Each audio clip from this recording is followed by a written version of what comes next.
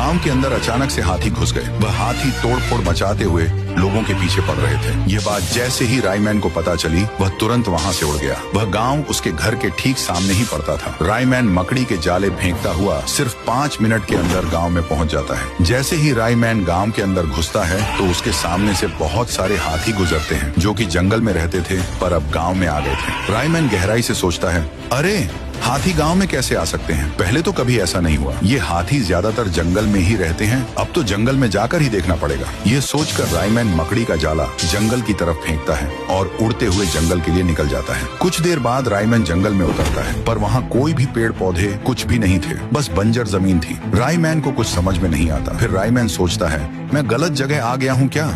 ये पहले जंगल ही था ना? तभी जंगल का रखवाला, पेड़ों से लगाव रखने वाला इंसान थूंग थूंग रायमैन के सामने आता है, पर उसके हाथ कटे हुए थे। रायमैन हैरानी से पूछता है, अबे थूंग थूंग, ये क्या हालत बनाकर रखी है अपनी? तेरे दोनों हाथ कहाँ हैं और इधर के पेड़ कहाँ गए?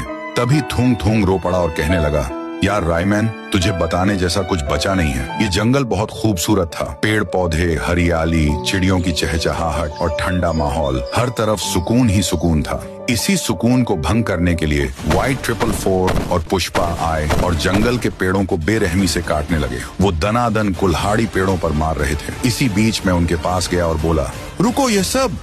फिर दोनों गुस्से से मेरी तरफ बढ़े। मैंने उन्हें धमकी दी, अरे दुष्ट इंसानों, चंद पैसों के लिए इन बेजुबान पेड़ों को मत काटो, वरना अच्छा नहीं होगा। फिर दोनों मुझ पर हंसकर बोले, ए लकड़ी के ढांचे, ज्यादा ज्ञानी बाबा बनने की जरूरत नहीं है, समझा? ये बोलकर दोनों ने मेरे हाथ उन्हीं कुल्हाड़ियों से काट डाले। मैं उनके घुटनों में आ गिरा। फिर वो दोनों जाकर वापस पेड़ों को काटने लगे। मैं दर्द से चीखता रहा। उन्होंने 10 घंटों के अंदर पूरा जंगल काट डाला। सारे पशु पक्षी भाग गए। उनमें से हाथी गांव में तबाही मचा रहे हैं। फिर दोनों ट्रकों में लकड़ियों को भर कर ले गए।